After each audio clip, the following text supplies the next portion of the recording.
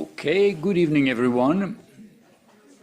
Very nice to welcome you today to the kickoff of the BEPA seminar series. It's an important moment in the life of our institution. This is the first day of term, but as we say here, what people learn, they don't only learn in classrooms, and our duty is to provide them with many opportunities to discuss the issues that that emerge in classroom discussions further.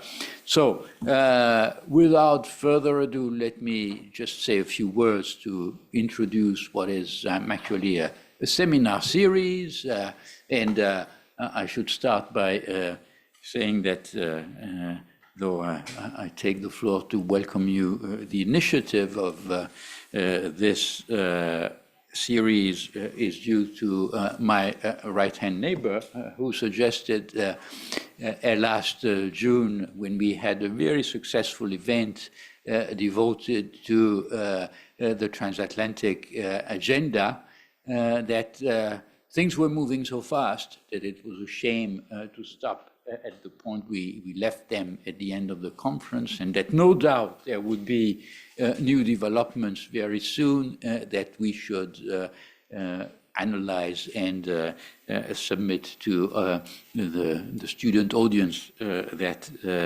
is our raison d'être at Johns Hopkins SAIS. So here we are with an agenda which is rich in the sense that we want to continue the discussion that we had back in June, and further analyze the impact of the many elections that have taken place this year and that are still to take place, because, as you know, they're important appointments foreseen in a few weeks' time that will, in all likelihood, have an implication or have potential implications for the issues we are discussing, and this will not stop on the 4th of November.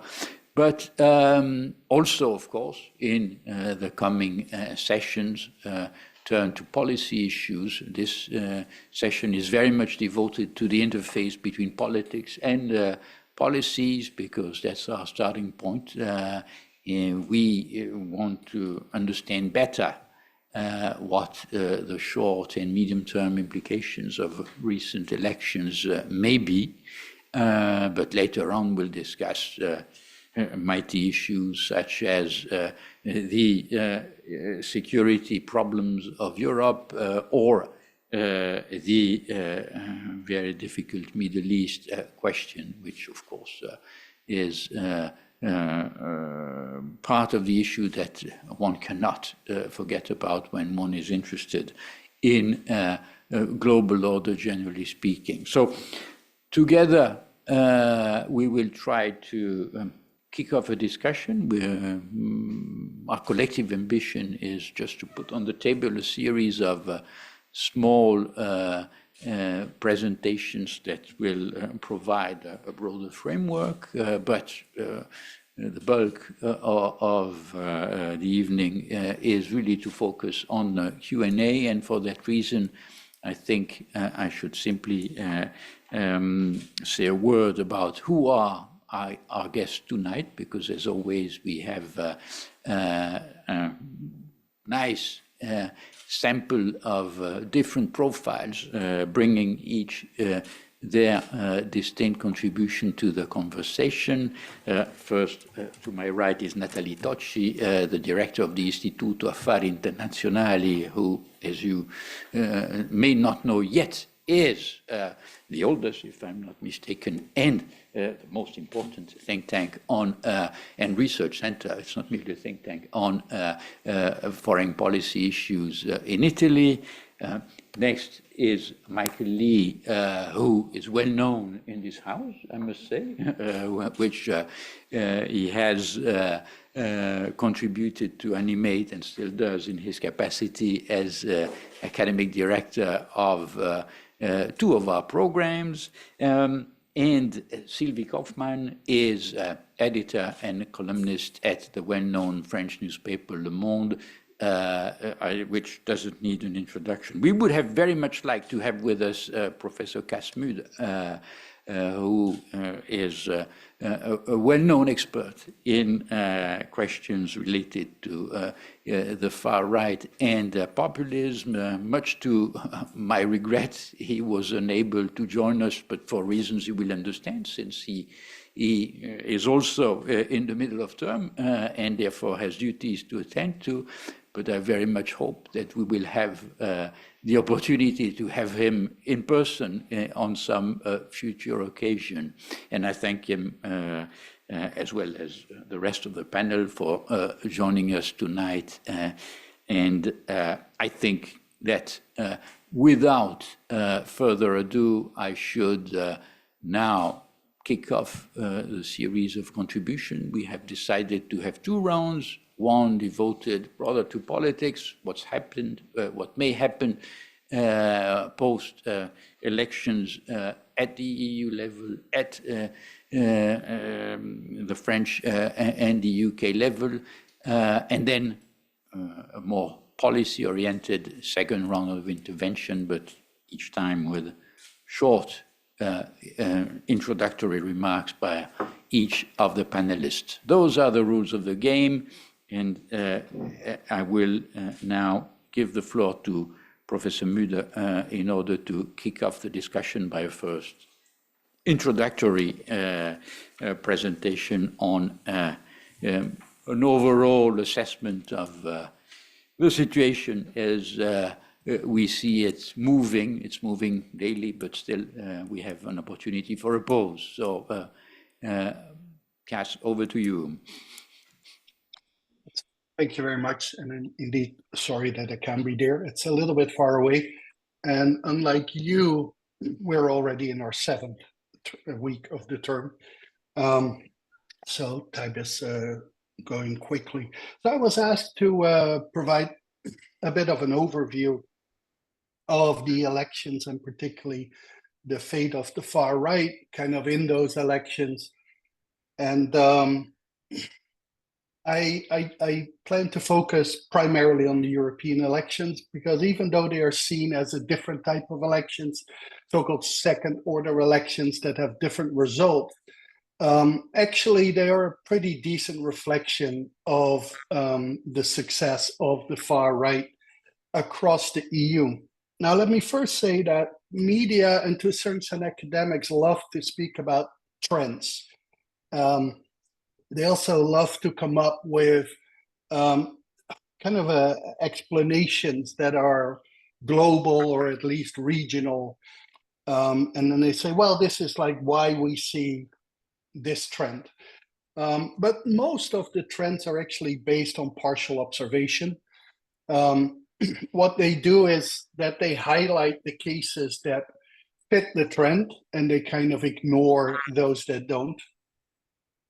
And so we have two discourses on the far right. They're either dead, as they were after COVID, or they kind of dominant and they win everything. Now, it's important to remember that every election is a national election and is first and foremost determined by national by national factors, including who is in government and opposition. Now, the European elections, which took place in early June, led to two seemingly opposite, but actually complementary discourses. The first discourse was the far right surges, and the second was the center holds. And I kind of feel that the far right surges was the discourse of the first couple of weeks, and now we're slowly moving more into the center holds. Now, how did that work? So I've actually looked at the groups and how much they won and or lost.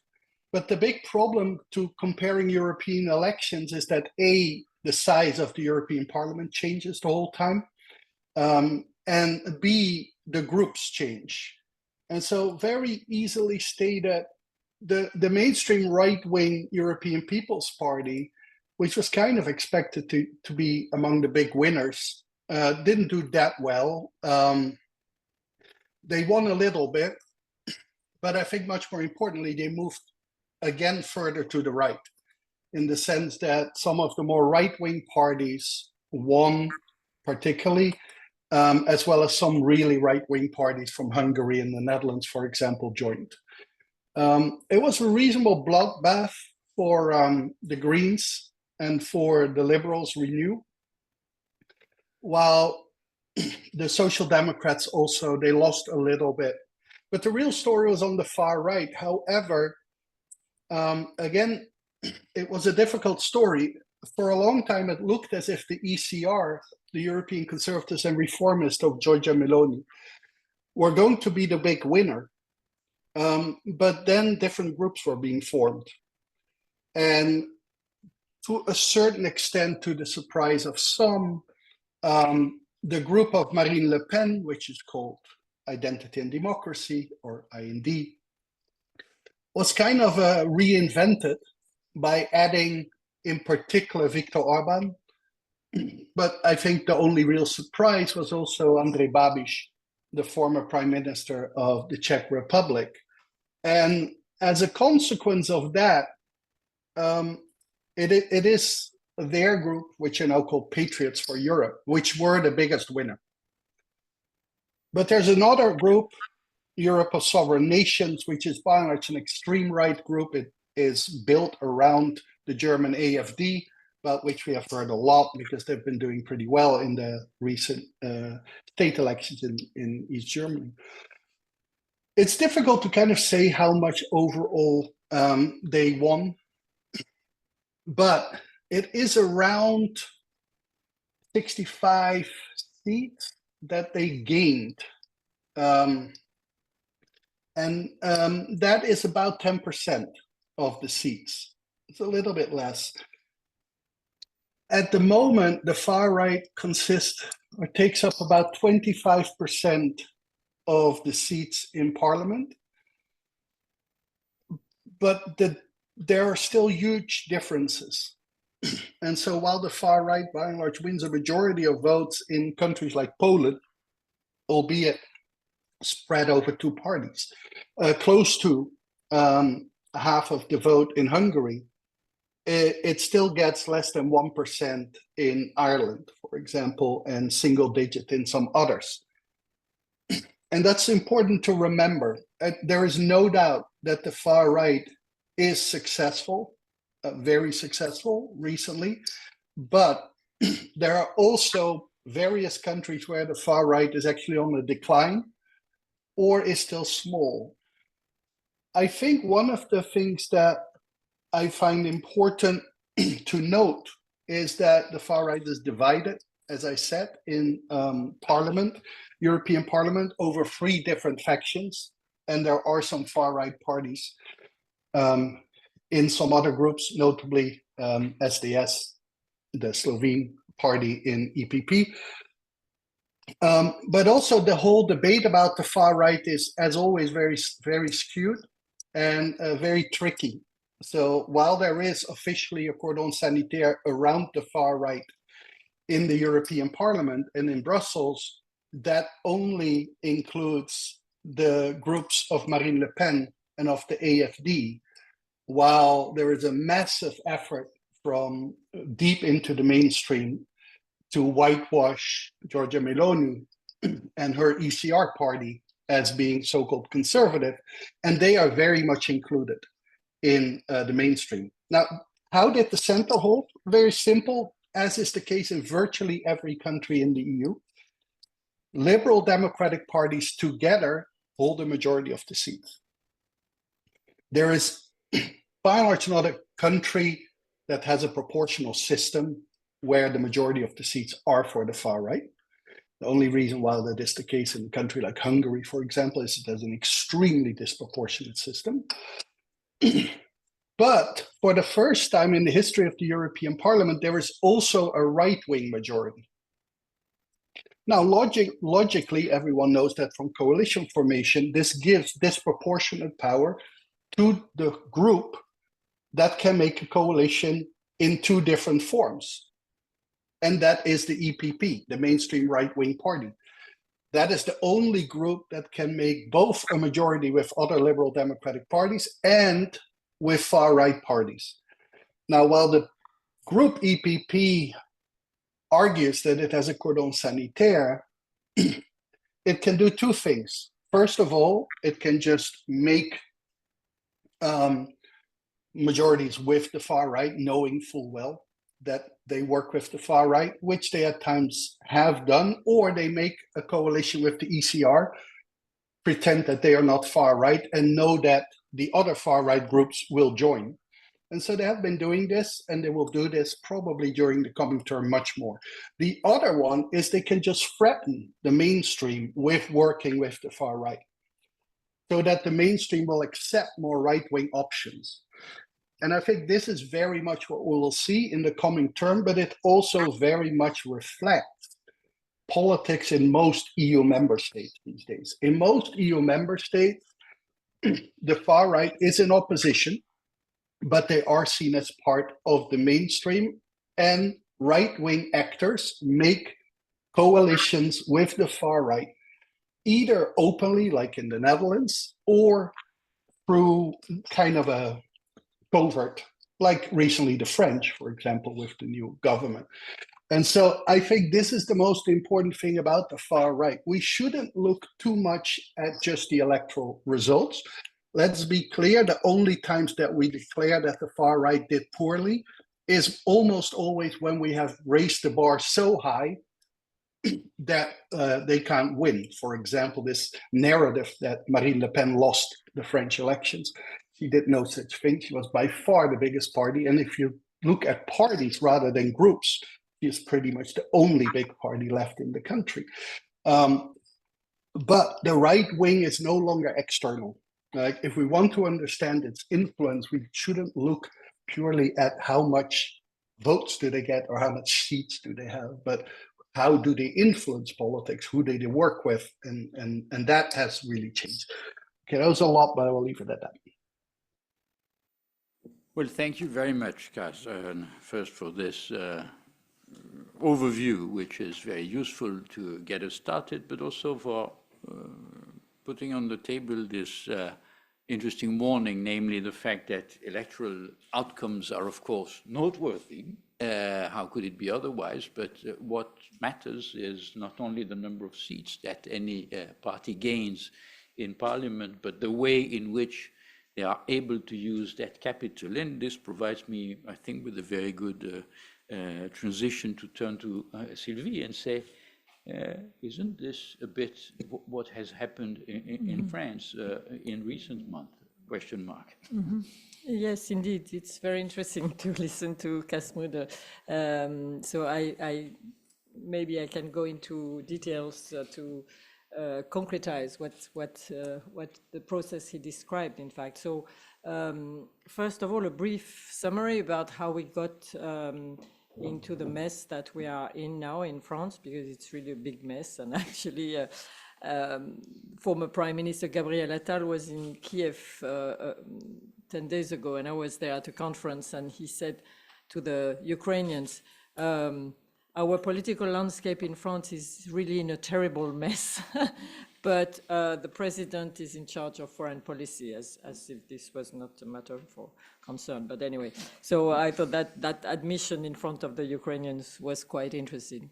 But so it started on June 9 with the European election. As expected, Marine Le Pen's Rassemblement National got the biggest share of seats with 31.3% of the vote. It was expected, but it was still a big shock because it was the first time the party really got that strong.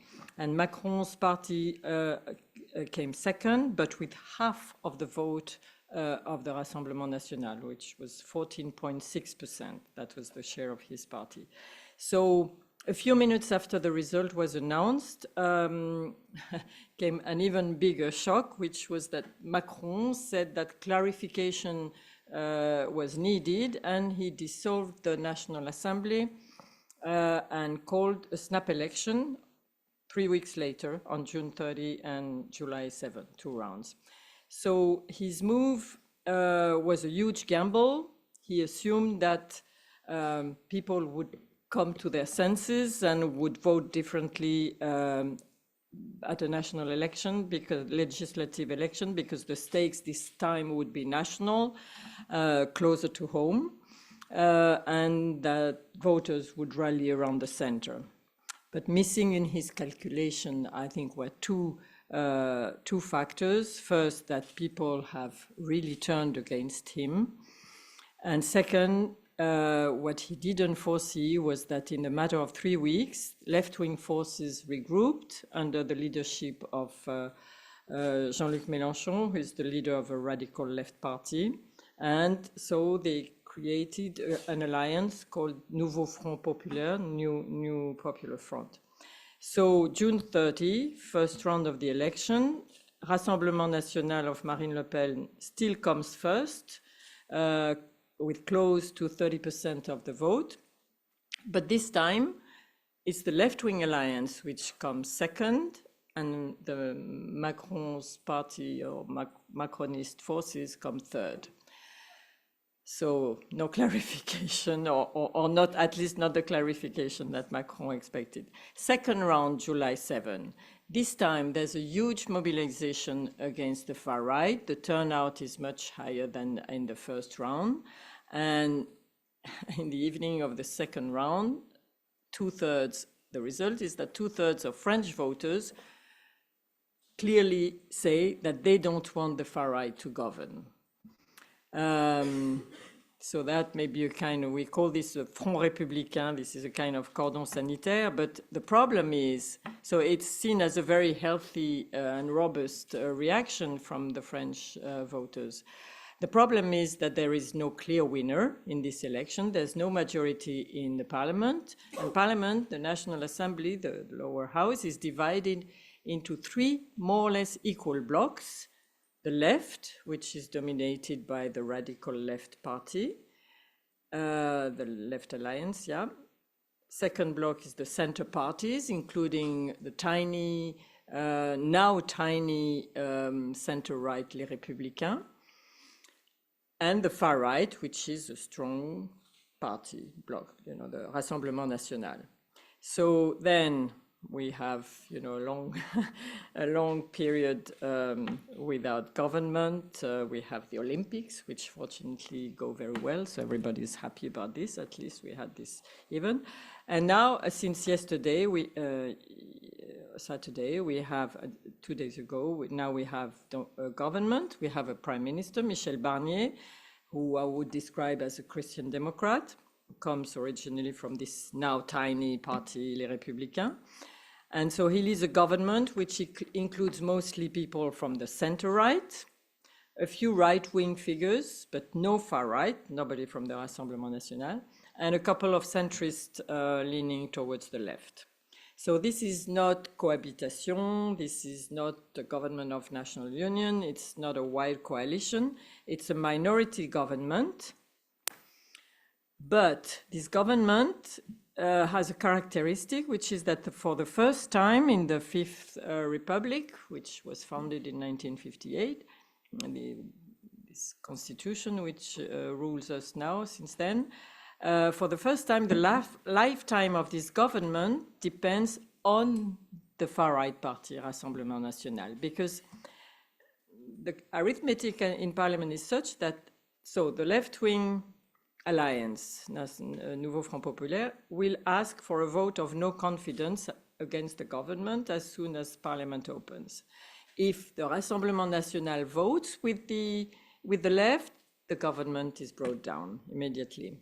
So Marine Le Pen's strategy is very clear. She will not bring down the government as long as it plays to her tune, notably on crime, immigration, but also on taxes. She has said clearly in what areas she expects the government to go towards her policies. So she will keep bailing out the government for as long as she sees fit, to legitimate her policies and fit the narrative of her growing influence. So that confirms in a way what Cass Mudo was saying. And it's in this very, in fact, quick process where we see the Rassemblement National going from the position of pariah after the second round of the election, when it was clear that a big majority of French people didn't want them to govern. And then they went to position of kingmaker, because in this process of when Macron was looking for a prime minister who would be acceptable to at least, you know, who wouldn't be brought down immediately in parliament, she had her say. She let him know that there were a couple of candidates that she didn't want. And now she's in the position of blackmailer, basically. So what can happen now? I don't think that the government will be brought down, because not very soon, because Marine Le Pen has no interest in bringing it down, since her party needs to regroup after this second round verdict of the voters. It needs to regain respectability. There was a backlash. There was also the awareness that the party Rassemblement National had not selected the candidates properly. Many of them were found to have some pro-Nazi background, or were really not fit to be candidates. And in fact, it appeared that the pool of candidates was not that wide. So they really have to, she is actually already reorganizing her party. But she needs some time, and it's interesting because Jean-Luc Mélenchon is in a hurry, because he's 73. He wants to run again for president, and he wants to be in the second round against Marine Le Pen. That's his obsession. So he would like to force Macron to resign before 2027. Which is the end of the second term of Macron, so that he can have a presidential election before 2027. Marine Le Pen is not in a hurry. She prefers to wait and take some time, at least until, because our constitution doesn't allow the assembly to be dissolved again for another year. So the earliest time we can have a new parliamentary election is July 2025. So maybe I'll stop there. And but in conclusion, it's true that we have a centrist, just to address what this dynamic was that Cass was describing. We have a centrist government and a centrist president. But the existence of the government is extremely fragile, because it depends on two big populist forces, and the strongest of those populist forces is the far right. Yeah. Thank you very much, Nathalie. We certainly will have the opportunity to return to some of these points in the discussion, but let's continue with the collection of reports from as regards the situation in number of countries that matter. Now, turning to Michael, I'm tempted to say that Britain often prides itself on being different. Is it really the case this time? Well, you know, I was in Brussels for many, many years, and when you're working, far away from London. Not too far, especially now with the Eurostar, 2 hours and 20 minutes. But when you're working for the EU in Brussels and you're referring to your own country, you're not supposed to say my country, because you're supposed to represent the overall European interest. So what you say is the country I know best. But you've asked me to talk about British politics now, so what I have to say is the country I used to know best. Not only because, thanks to Brexit, I've become also a Belgian citizen, but because the political landscape has changed so very much. I'll then speak first about in this round about the British election, the general election that was held in July. And by any standards, I think one could say that this election was a change election. There are elections which perpetuate in power the party that's already there, and there are elections that bring about a very significant change. So this was a change election. the electorate rejected the Conservative Party that had been in office for 14 years. As you might remember, it began in 2010 in coalition with the Liberal Democrats and then went on to be in government alone. In this election, the Conservative Party lost 244 seats in Parliament, dropping to only 121 seats from their previous total of 365 in an assembly of a total of 650. So this was really a staggering loss for the Conservatives.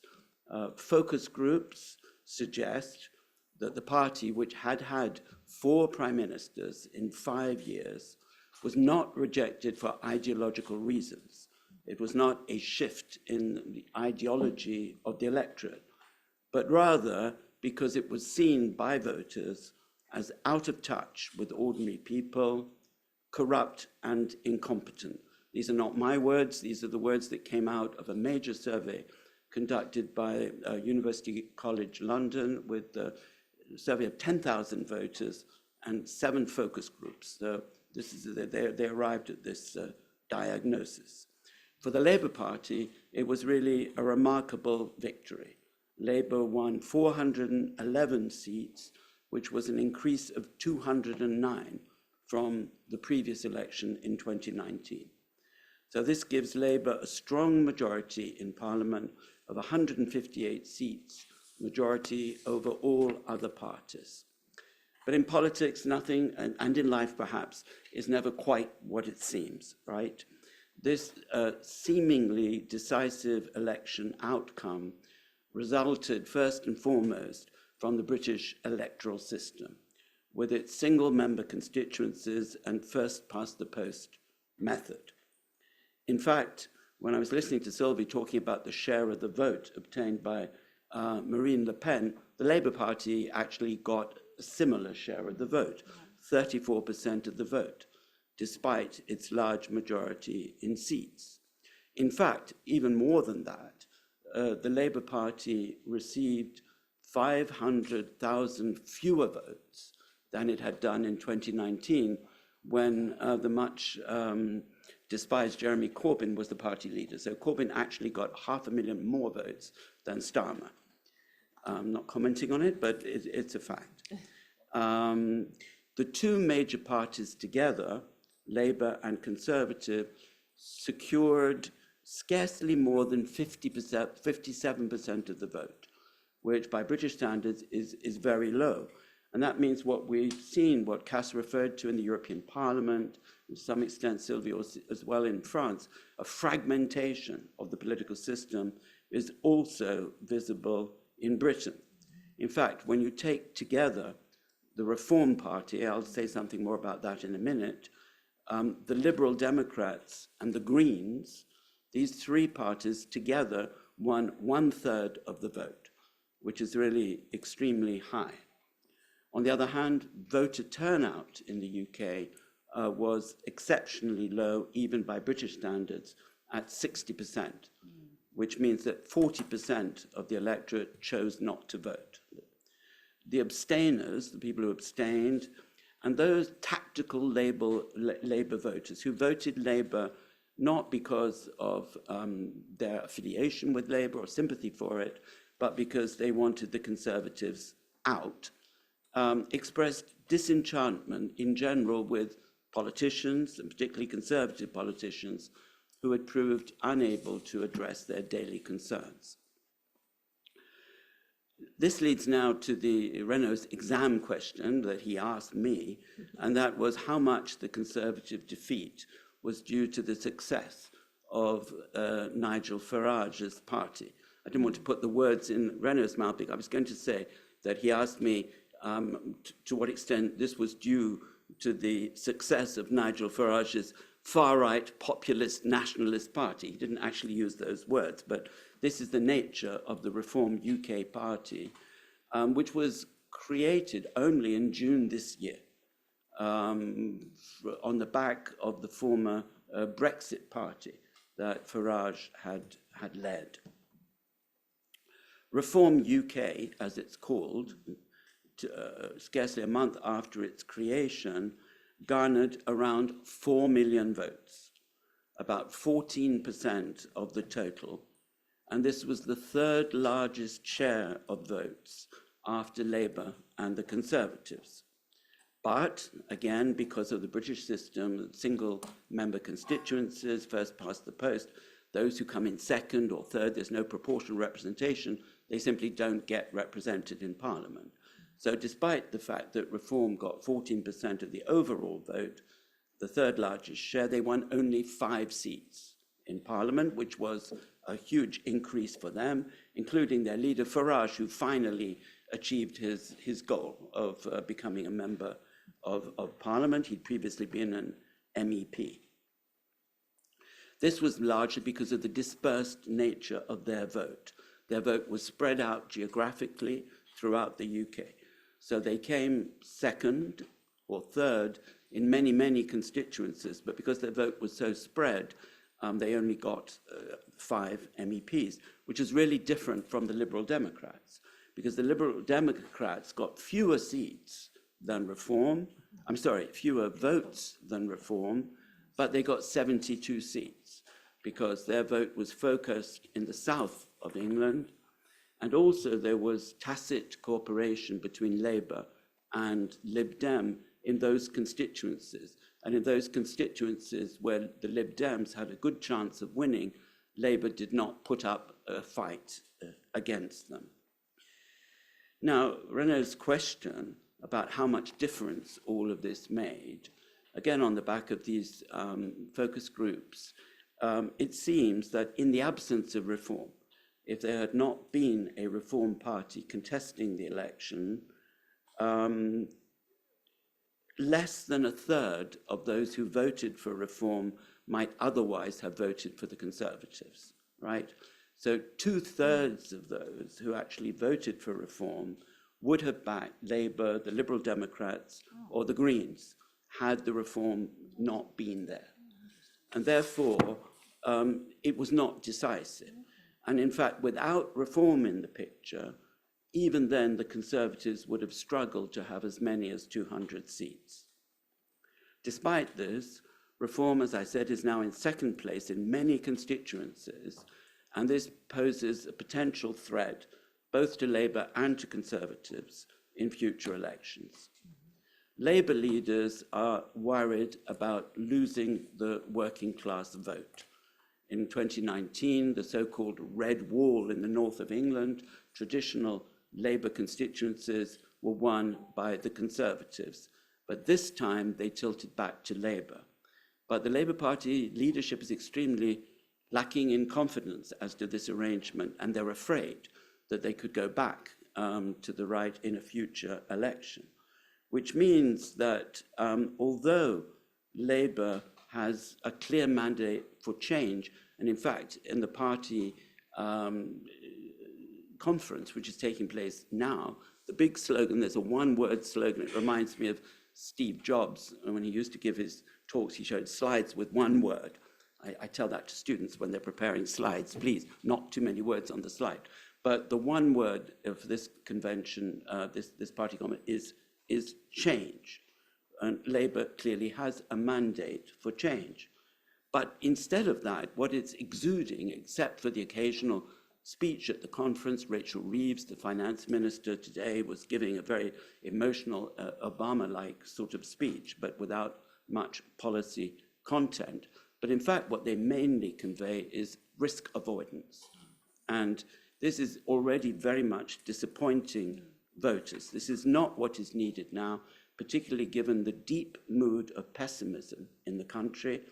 We were talking about trains and trains being late, but I mean, you ain't seen nothing when you think about Italian trains compared with the UK. There's a general feeling that nothing works and that therefore the government really needs to do something radical. But the government seems above all keen to prove its fiscal responsibility and reliability. Partly, I think, the fact that a left-wing party that's been in opposition for so long really wants to show that it's responsible. And therefore, it's simply not presenting the bold agenda for change that the electorate seems to be looking for. And it's also already, in the very short period that it's been in office, shown serious errors of judgment.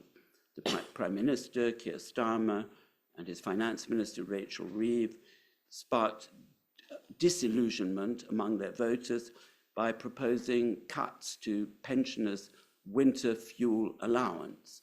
Well, it's true that this is not means tested, and some of my friends who are fairly well heeled have been getting £300 or £400, which they don't need as a fuel allowance. So something should have been done, but not just to cut it completely, except for the very poorest voters, for a saving of only something over £1 billion. So this looks like a serious misjudgment. Also, Starmer has said, quote unquote, there will be no more money for the National Health Service until a long-term reform plan is in place. Yet a reduction in National Health Service waiting lists is the single metric by which voters are most likely to judge the Labour government. So it seems to me that some errors of judgment are being made at this stage. There's still time to rectify them, and maybe at the party conference they'll do so. And finally, already within a month and a half of taking office, a series of avoidable ethics scandals have occurred, which suggest high living by Labour leaders compared with the hard grind of ordinary voters. And this has already dented Starmer's popularity, where in the latest polls, his approval rating has fallen below the level of former Conservative Prime Minister Rishi Sunak. So that's quite an achievement in a very small period. Let me just end this introduction by recalling, and there's Mark Gilbert, our historian here, and I'd be interested in what you think about this, Mark. But there was another situation in which a Labour government came to power in a landslide, which was in 1945, when the Labour Party defeated Winston Churchill's Conservatives at the end of the Second World War. And Clement Attlee, the Labour leader, came to power. He was someone who Winston Churchill used to belittle him. One of his famous phrases was that he's a modest man with much to be modest about. Typical Churchill, but I can tell you that Clement Attlee himself has just as juicy quotes as Churchill that you might like to check. But one of them, and this is something that I think Keir Starmer should be listening to, Attlee made clear that the party should use its political capital at the start of its mandate. He said, quote, the only way to change things is to take risks, to be willing to face the unknown and to embrace new challenges. I hope very much that Starmer will bear that in mind. And I think, as advised, it applies equally to domestic policy in the UK and to the UK's relations with Europe and other countries that we'll be coming to a bit later. Thank you. Thank you very much, Michael. Indeed, I see that your familiarity with British politics hasn't faded, even though I noticed your willingness to report on Belgian politics next time, which is a much more formidable challenge. Let's now turn to our host country, which in a way can be said to be a precursor in all these things, can't it? So the question is, will it continue? Right, exactly, Renaud. I mean, the starting observation is that Italy has been a political trailblazer for all sorts of awful things in European politics. You know, it has been in terms of the instability of its governments, and now that is, of course, something shared by France and, you know, by the UK certainly has been over the last years. Germany, and it has been because it was the first experiment of populist parties from the extreme left and the extreme right coming together. That is also something that Italy was the first country to move in this direction. And then, of course, and this is something that relates to what Cass was saying earlier, it was the first country in which there was a very clear opening of the centre-right, which towards the far right, aimed at containing the far right, which ended up empowering the far right insofar as it legitimized the far right. And in that kind of situation, what tends to happen is precisely what happened in Italy and happened then in the Netherlands and probably now in Austria in a few days, is essentially that the far right takes over, right? The Centrum becomes the dominant party of a right-wing coalition. Now, when Giorgia Meloni came to power, what we start seeing is this sort of Dr. Jekyll, Mr. Hyde game. So there was very clearly a Dr. Jekyll in Brussels and in Washington and in most places in the world, and very much a Mr. Hyde in Rome. And essentially that this sort of double game, the sort of Janus face of Giorgia Meloni had a very clear explanation, which was the fact that there were a number of external constraints that were reining her in. But of course, the beating heart is a hard right heart. And especially if you've been meditating in politics since your teens, that is not likely to actually change, right? So the constraints that were there, some of which are still in place and some of which are not. And so I think what is important in this conversation and seeing the way in which then the European election sort of wove into this story is looking at how those external constraints have or have not been changing. Now, one constraint has not been changing, and that's the fragility of the Italian economy. Of course, this is a country with, as you all know, probably a huge public debt. The eye of the markets is always on Italy. And so if the misbehavior is too extreme, you're very likely to run into very serious trouble. And Giorgia Meloni is not dumb. I mean, she's many things, but she's not stupid. She knows this. And so that is a constraint that was in place 1, 2, 3 years ago, and it remains in place today. Secondly, another constraint was that when she came to power, she didn't have many friends sitting around the European Council. She didn't have friends in Paris and Berlin, and back then Scholz and Macron had sort of, status and stature. She had some, but, basically her kind of one real friend was Viktor Orban, that was kind of the pariah around the table. So she really needed friends, and she really needed to show this Dr. Jekyll face. A sort of third set of constraints had to do with again, the economy, and in particular money. Italy is receiving a lot of funds from the European Union, Next Generation EU funds. And then, of course, there was back then really the ambition that Next Generation EU would really be the sort of precursor of something more structural in terms of the issuance of common debt at European level. And then final constraint across the Atlantic, Joe Biden sitting in the White House and obviously viewing with some skepticism this fascist coming to power in Rome. Now, as I said, some of those constraints are still there. And to the extent to which those constraints are still there, it is safe to assume that there isn't going to be, the Janus face to an extent will remain in place. As I said, the economy continues to be fragile. There are, though, a number of constraints that are beginning to loosen. Yes, Next Generation EU funds are still there, but, time passes and it's becoming increasingly clear, on the one hand, that Italy is not making a fantastic use, frankly speaking, of these funds. And also, and perhaps more importantly, that eventually these funds will run out, and we're not in a broader European context in which we are likely to see a new structural sort of, funds in terms of public spending at EU level. So in a sense, the relative value, the perceived value of Next Generation EU is declining. That one constraint is loosening. So economy remains in the fragility of the economy, and particularly debt, that remains in place.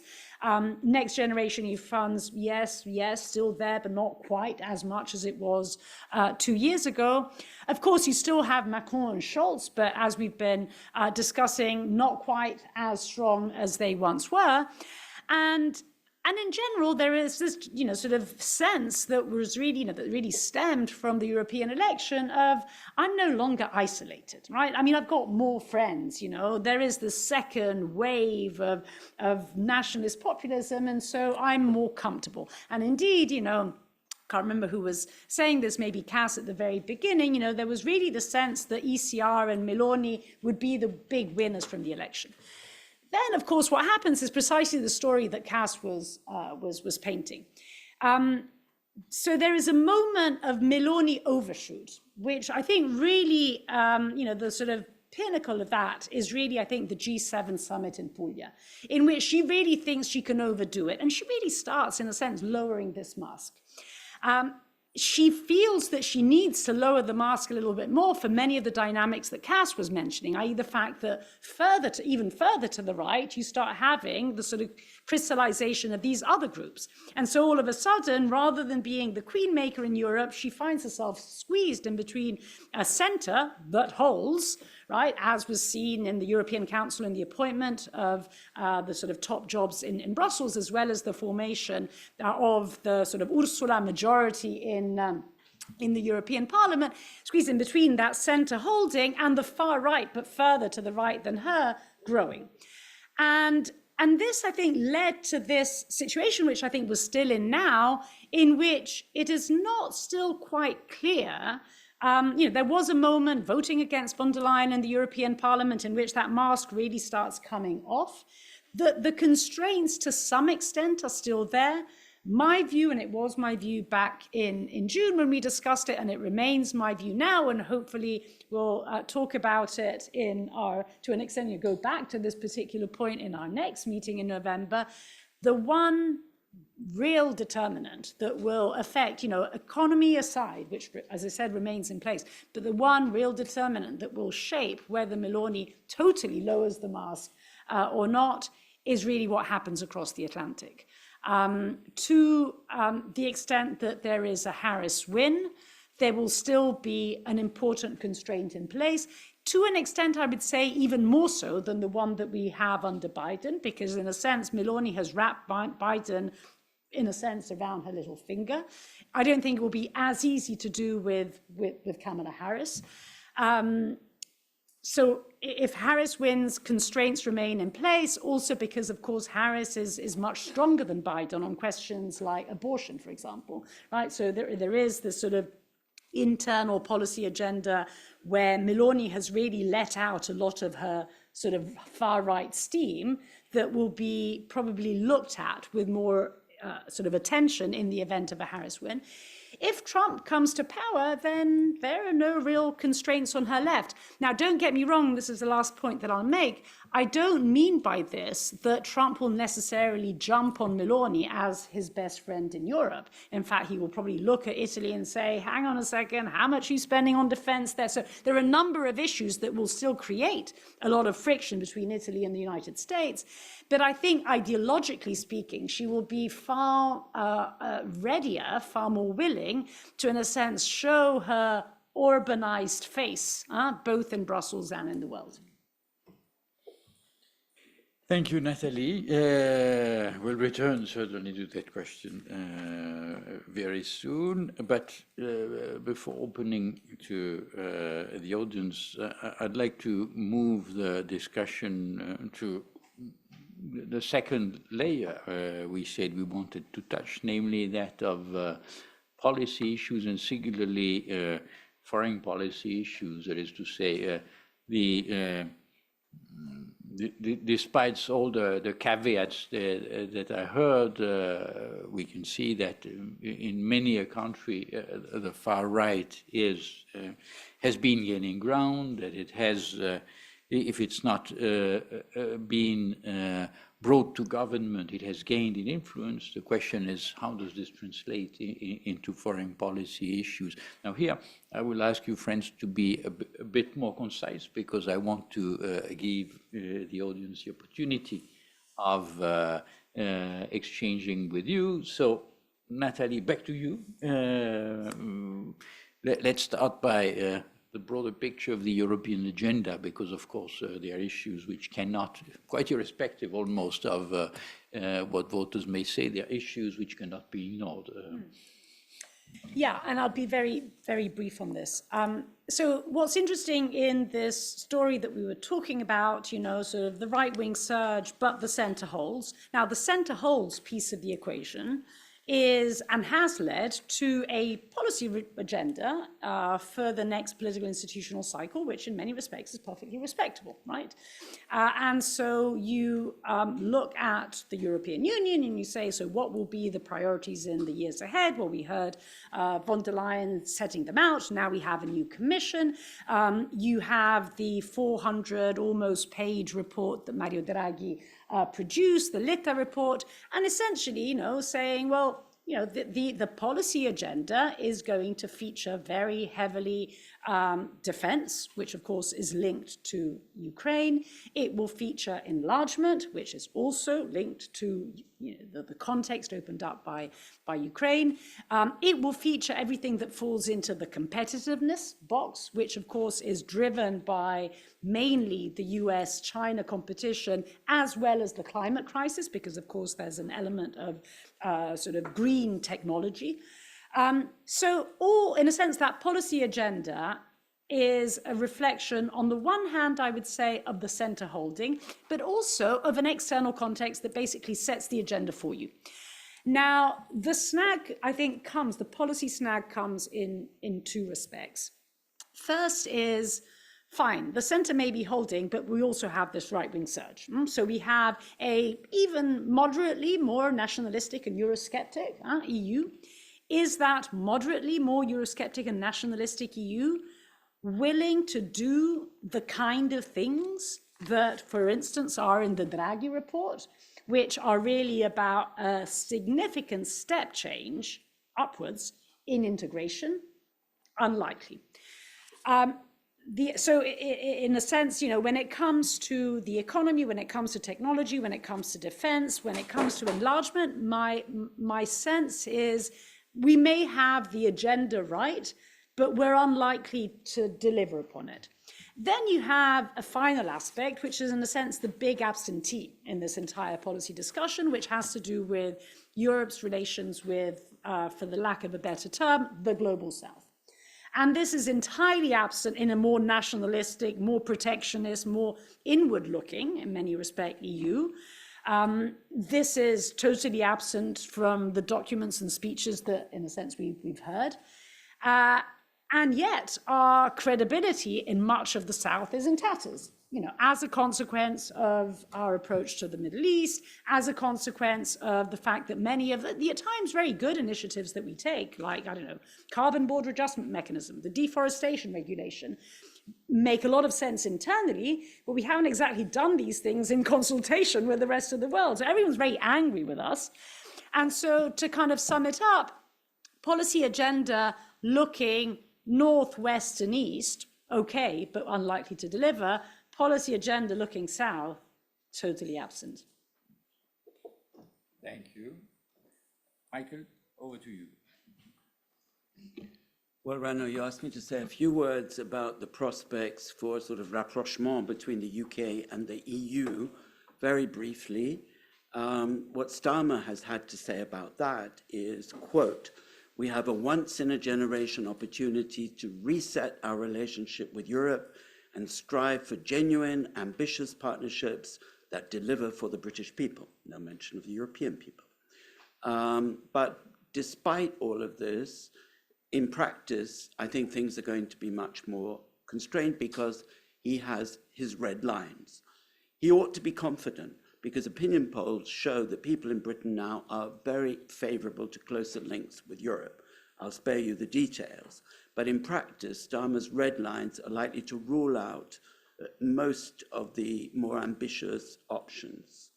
He said, for example, that he does not expect the UK to rejoin the single market in his lifetime. He's a relatively young guy, 59 or what have you, in his lifetime, right? So what will he actually be looking for as to possible areas for rapprochement with Europe? cooperation on foreign policy, security and defense. Firstly, with the Ukraine war raging. Secondly, mainly intergovernmental, therefore not threatening the sort of views of the Eurosceptics in the UK. Very technical stuff about veterinary and phytosanitary controls. It's really a pain in the neck, particularly for small companies in the UK, to try and export now to the EU and vice versa because of different technical regulations. So he'd like to see some kind of breakthrough on that, and then some simplified visas for artists and performers and all of that. But in reality, he's shown himself opposed even to a limited scheme that was proposed by the EU to make it easier for young people under the age of 30 to spend limited periods on each side. He was afraid of that and opposed even that, because he was afraid that it would look like the dreaded freedom of movement which Eurosceptics in the UK dislike. So probably his principal goal in the short term would be to try and get access for the UK to defence contracting under these various EU schemes. And the new commissioner, the former Prime Minister of Lithuania, who's been appointed by Ursula von der Leyen as Defence Commissioner, really, in fact, Defence Industry Commissioner, has said that he's open to cooperation with the UK. But I think there will be many technicalities that could stand in the way of that. And not anything more ambitious, once again, the EU is going to be against cherry-picking of benefits by the UK. So I don't think we can expect to see very much. There is a trade and cooperation agreement between the UK and the EU. That comes up for review in 2 years' time. Already there are 8 areas where the EU side would like to see the UK doing better, and they're going to put pressure on that. And then behind all of that, I spent 3 years in Brussels working on fisheries policy, and even wrote a book about the common fisheries policy years ago. But France, or the EU with France behind, is probably going to press for more access for European fishermen to British waters, a whole series of technical issues which are probably likely to stand in the way of any genuine improvements. So what can we really expect? I would say limited pragmatic foreign policy cooperation. We can expect bilateral friendship and cooperation agreements with member states individually or in groups, as there was recently announced with Germany. Cooperation on immigration. There was this extraordinary love-in between Starmer and Meloni, for which he was very much criticized when he went back to the UK, saying that Britain must learn from Italy when it comes to immigration, although in fact, you know, there are such huge differences, and what Italy is doing is perhaps not quite as admirable as he might suggest, but immigration would be an area for possible cooperation. Just to leave you with one thought, which is rather speculation on my side, it's astonishing just 2 months after coming to power, they're already thinking about the 2029 election in 5 years and what is likely to influence that one way or the other. But if Labour were to win the next election, and if in its election platform it had included something a little bit more concrete about rapprochement with the EU, then it's possible that in the next parliament, in the next government, there might be some effort, I would say not so much on the single market, but perhaps on the customs union, to see whether Britain could not, in fact, begin the process of restoring cooperation with its immediate neighbours, on which we depend greatly in Britain. We, did you hear that? We. Still think in those terms when it comes to trade and investment. Thanks. Thank you, Michael. SYLVIE, I'm tempted to ask you, I mean, you told us indeed that,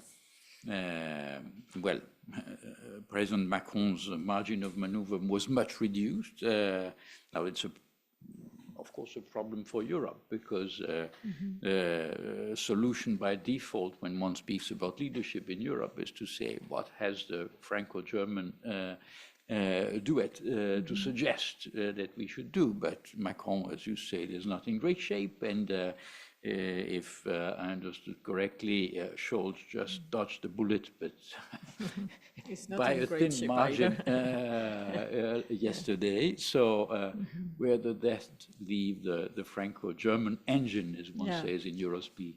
Well, the Franco-German engine has stalled now for some time. Anyway. So, yeah, I mean, even before both leaders started to become really weak domestically and absorbed by their own political internal travails. So I think there was a lack of, I mean, maybe there's some German view which could be expressed here, but seen from Paris, there is a lack of interest in France from Scholz from the beginning.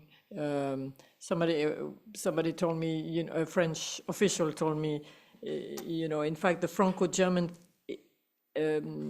relationship, it's a CDU thing. It's not so much an SPD, and that's actually quite true, but that's how it's felt. And so that this lack of interest and motivation on Scholz's part. And so, they had their differences on many big issues, energy, industry, of course, also they have different approaches to the war in Ukraine now.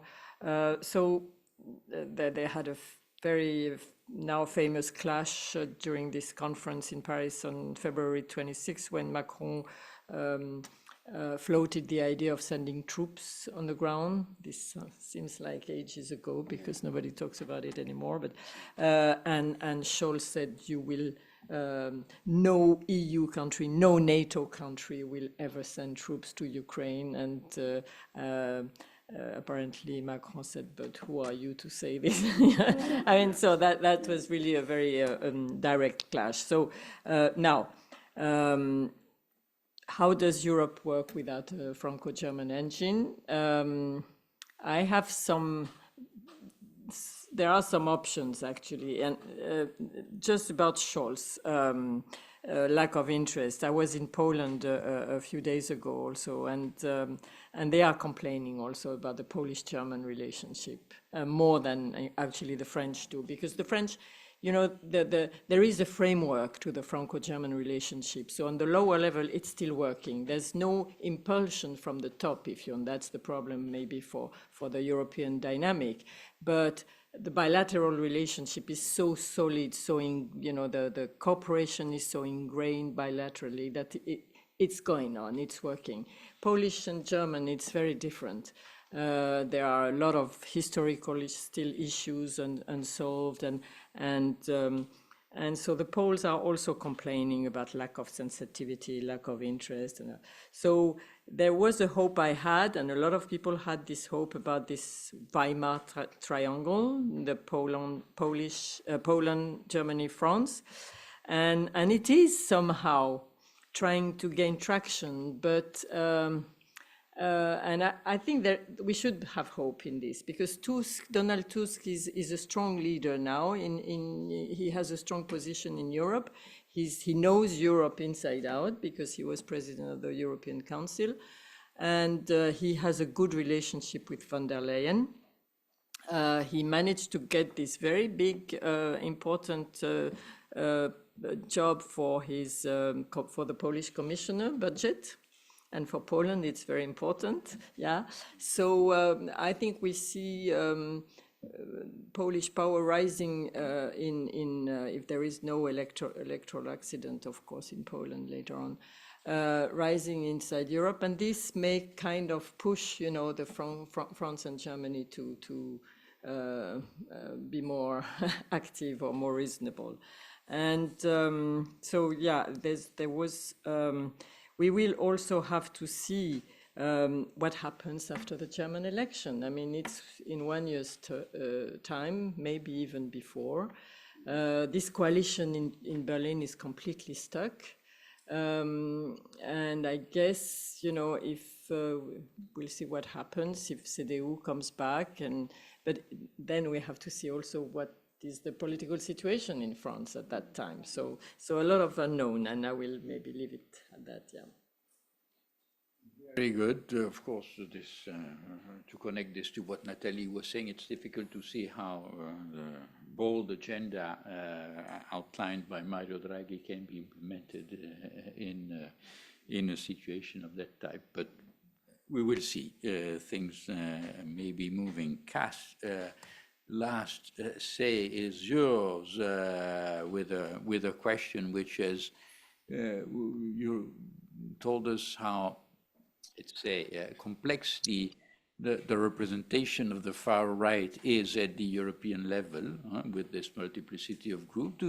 This notwithstanding, do you see them exerting a strong influence over the external relations agenda of the EU? I agree with Nathalie that, particularly with regard to foreign policy, the center holds. I think this is particularly the case with regards to Ukraine, Russia.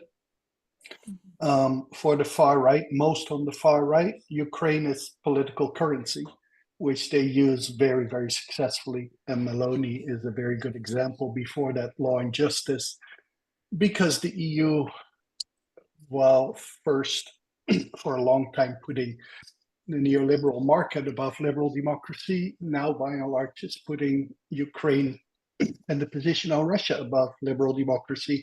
And the far right has learned that. And you see that in the Dutch coalition, for example, where Wilders is now shifting on Ukraine to get something else. And what do they get? They get immigration, right? I mean, Central Europe is currently flooded, and we're all talking about immigration. We will see that, right? I mean, and so immigration and climate change are two issues where the far right leans heavily on the EPP. And this goes to another point that Nathalie has made. I mean, both of these will strongly influence the relationship with what is called the global south, and not for the better, right? I mean, leaving aside that the EU is now financing authoritarian regimes and non-regimes by and large in North Africa, a lot of its climate change policies are being shifted away, right? You don't want Europe to pay the price, so you want the so-called global south to pay the price. And like we have this dispute at the moment with Brazil. I think overall the far right will not have too much effect on the accession period because someone in the far right really wants some new members, particularly Orban wants the Western Balkans to be included because he has some of his strongest supporters there. I mean, he's paying for some of them, so he will see huge return.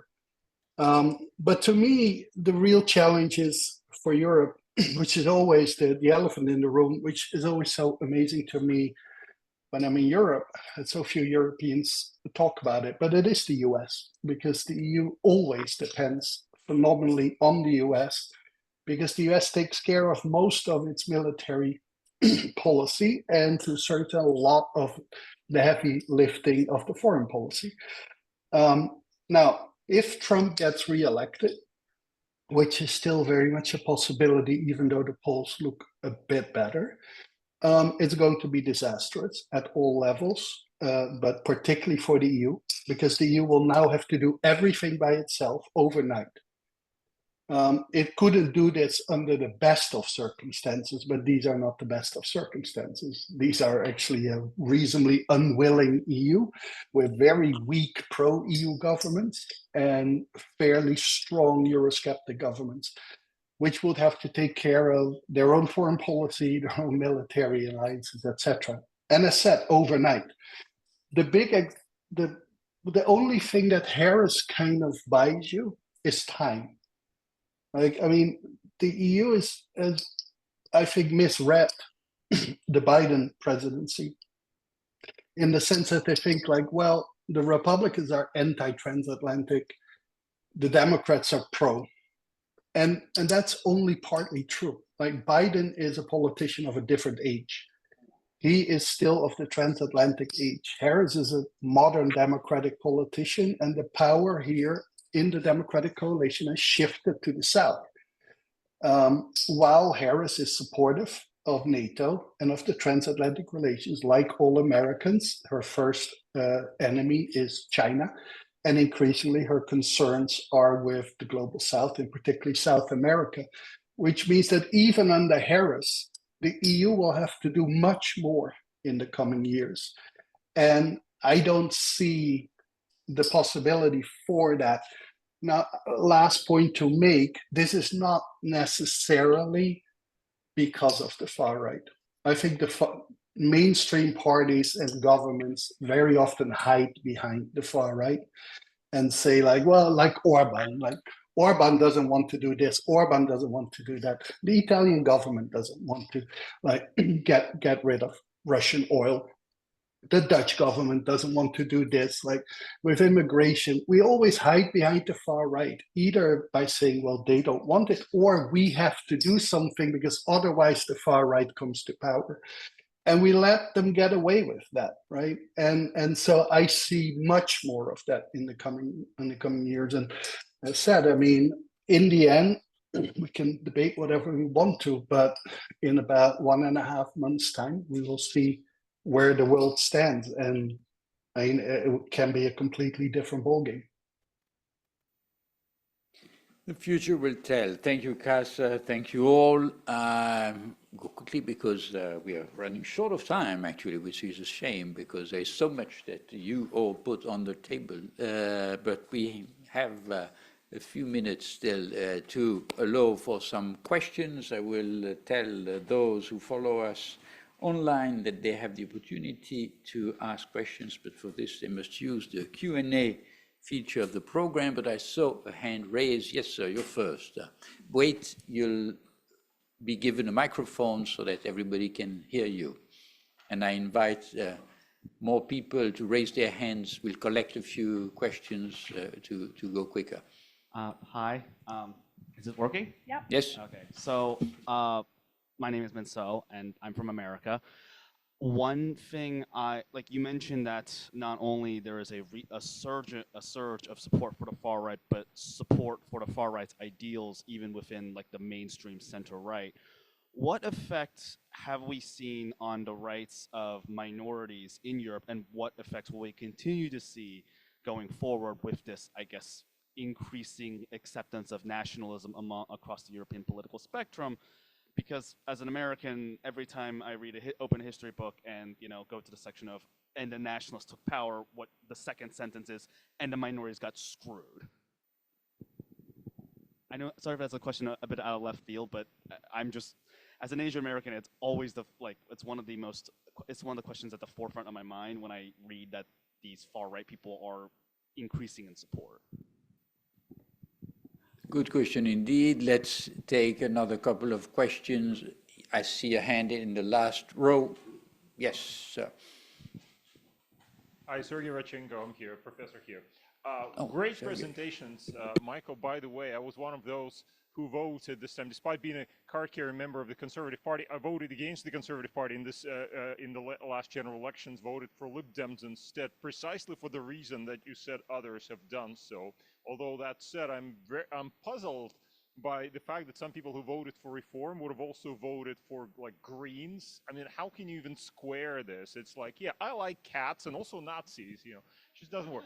But my question, slightly off topic, but I wanted to ask SYLVIE, who's just come back from Ukraine, if you would share anything with us, what struck you, the conversations, perhaps. I know you probably cannot go into details, but what is your general sentiment from that? Thank you.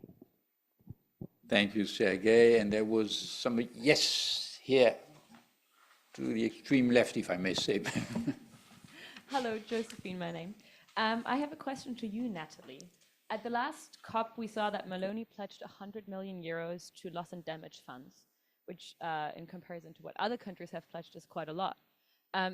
Was that part of her Dr. Jekyll play, or was that like other motives at play that brought her to this decision?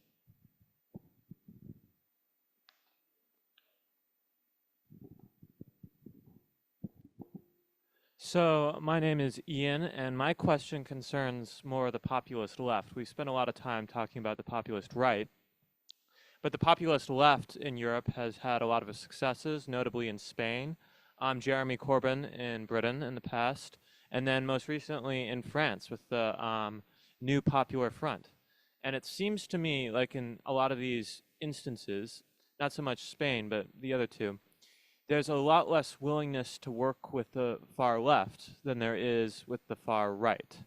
Like in France, they announced a prime ministerial candidate, and Macron essentially like pushed it to the side and decided that the Republicans, which placed something like 4th or 5th in the election, would be more representative of what France wanted. So I'm just curious what you guys think the reason for this is. Very good questions indeed. Let's tackle them. Maybe I can ask Nathalie to react to first because some of the questions were for you, it seems to me, and then we'll see what colleagues have to say. Okay, so I'll take the minorities question and the climate question. On the minorities question, I think you can unpack this in different ways, yes? So there's minorities understood as the minority that is not the majority. Minorities understood in a sense, ethnic, linguistic terms, which connects to the immigration, and minorities understood as the broader kind of conversation about civil rights, LGBTQ, etc. And I think on all three counts, like, it's scary, right? In the sense that first block, very clear in the sense that I think part of this right, sort of populist right and populist left, if you like, actually, sort of movement is, and in a sense, the urbanization of European politics is really about majoritarian democracy. And this is really where, attacking rule of law, attacking the separation of powers really sort of fits in. So it's this idea of democracy is just elections and who wins elections and everyone else is kind of screwed, right? So that is, I think, a very dominant feature. And of course, the obvious classic feature is an anti-minority sort of agenda as it interlocks with immigration. And then, of course, there's that civil rights agenda.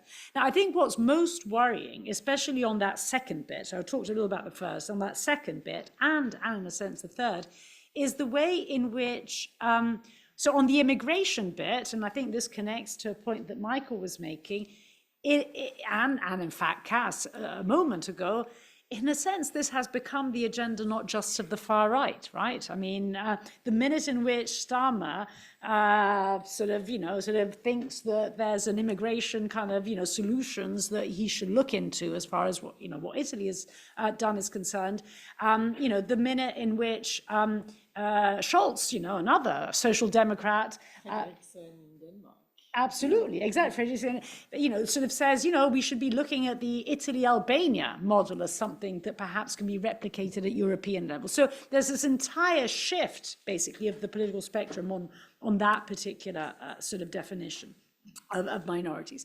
On the climate question, so I'll tell you what my understanding of how this went, and of course I can't give you sort of hard evidence for this. So I think the story is, on the one hand, Meloni, as you probably know, has this MUDDE plan that is essentially, or was essentially, because I think it's basically morphed over time, but it was originally aimed, on the one hand, at controlling migration, and on the other hand, because of course this was happening at the height of the energy crisis, securing energy deals. So that was the sort of two primary purposes. But of course, it was a plan with no money. And the only money that was available was money that under the Draghi government has actually been, and this was in the context of the G20 presidency of Italy back then, had been dedicated as a climate fund. So you've got this pot of money that you kind of want to repurpose, but you can't kind of repurpose it on something that has nothing to do with climate at all. Then this latches on to where was that announcement made? And of course, the COP in UAE. Italy and UAE, Meloni was really trying to reach out to UAE at this point in time because, essentially it was, UAE was seen as a place to get money from for the MUDDE plan. So it was part of, I think, of a broader outreach strategy. On the one hand, I've got the money and I want to repurpose it, but cannot totally and completely. On the other hand, I'm going to do, in a sense, bella figura, right, with my hosts here, from whom I actually want to get other money to help me contain migration and pursue energy deals, etc.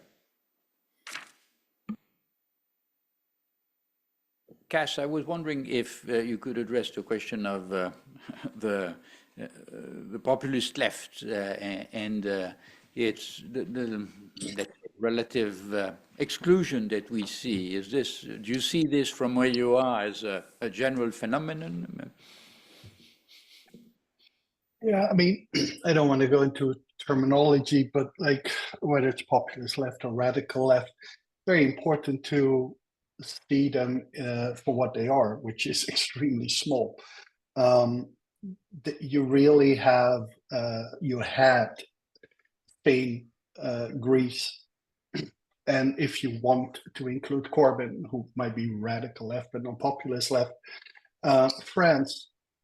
But again, like Mélenchon is not the same as the whole left-wing bloc. In many countries, the so-called radical left is relatively small and plays little role. I think personally that most of it has to do with the fact that the political agenda, it has shifted very strongly to social-cultural issues. And more importantly, the mainstream right-wing parties in particular, which dominate the agenda in part because the mainstream left-wing parties don't have an agenda or a vision. They like to work with the radical right because they only have to give them some social cultural issues and get everything socioeconomically. As we see now in the Dutch government, for example, where the far right has given up on every so-called left-wing part of their platform. And so as long as the socio-economic agenda is not focused on political agenda is not focused on socio-economic issues, the radical left has very little to offer except if they go left authoritarian, as like Sarah Wagenknecht now in Germany, who will probably govern with the SPD, or as the Social Democrats in Denmark. But it's important to also not forget that both Podemos and Syriza were in government. And so the so-called radical left is not necessarily fully excluded. It's just that because the mainstream left is already fairly irrelevant, the radical left is even more irrelevant. Thank you. Sylvie, do you want to react? Yeah, just to finish on this radical left, this new Popular Front is made of 4 parties. So it's the leader is Mélenchon, but he's the only, his party, La France Insoumise, is the only radical one. In fact, the other ones are the ecologists, the communist, which is really a very tiny and kind, rather moderate party now, and the Socialist Party, which is always on the verge of breaking up from France Insoumise because they disagree on so many things. So it's not a very solid bloc, yeah. And then, I mean, why Macron discarded their candidate for prime minister, I think it was a mistake because she was going to fail anyway. She would have been brought down immediately by the parliament. So it was a mistake, I think, not to give her a chance and say, okay, I tried, but it didn't work. So because now it's so anyway, about Ukraine, I would say I think it was my 5th trip since the war, the big war started, so I can compare the mood more or less each time. And I think this time it's really a feeling of a mood of exhaustion. They are really tired, particularly the military. The losses are big. There's also the population. I was only in Kiev. I didn't go to the front line or whatever. I leave these to the young reporters. But they are, even in Kiev, you have all these electricity cuts and people are also tired with this and they are afraid of what will the winter look like because of the heating problems. That this energy thing is really a big issue, and politically, I also felt a lot of disillusion with their allies. So they are trying to not to complain all the time, but you know this issue of long-range missiles, of the authorization that they are seeking, the Ukrainians from Americans mostly, to use their missiles for deep strikes inside the Russian territory, and it's not coming. So it's again, you know, the same debate we had with the tanks, and then with the planes, the jet fighters, and then with, you know, and it's eventually it comes and it's too late. Right? So there's also this exhaustion because of this political debate that they constantly had for the past 2 years. One thing, Zelensky is now in New York and Washington, D.C. He's presenting, he's going to, so there's a big hope again about Biden and Harris. So he's going to meet Biden, Harris, Trump. They're also working a lot with Trump, you know, not to put all their eggs in the same basket. And, but Zelensky says it very clearly. He says, we need to end this war. Putin doesn't need to end this war. He actually needs to continue the war, but Ukraine needs to end this war. But of course, it will not end it at any cost. And they are still pretty determined, I think. So, what he's trying to get from Biden is a kind of insurance or assurance to be invited into NATO. So he would like to get this from Biden before the end of his term, not before the election, of course, but before he leaves the White House, like a kind of legacy. And so then I guess that if they have this security guarantee, because they say the only security guarantee which matters is really NATO and Article 5. All these bilateral treaties we sign with them, it's fine. They are they sign them, it's good. But they know that if there is a ceasefire or a peace agreement, they need to really have a very strong security guarantee for the future, and this is NATO. So now, whether they'll get it is anybody's guess. Some of them are not very optimistic, but this was what I heard. Yeah. Interesting, and certainly we will return to that issue in the course of our future meetings. But I think the time has come to bring this one to an end, because we have amply exceeded our time. But could we blame our panelists for their enthusiasm? I mean, they had much to share with us, and we will have plenty of opportunities to return to all these questions in our future appointments, the next one being in the second week of November. For obvious reasons, something will happen, we don't know yet what, but that we will certainly be happy to be able to discuss together. So thank you for joining us tonight, and I wish you all an excellent evening, and I'm asking you to give a warm round of applause to our panelists who deserve it.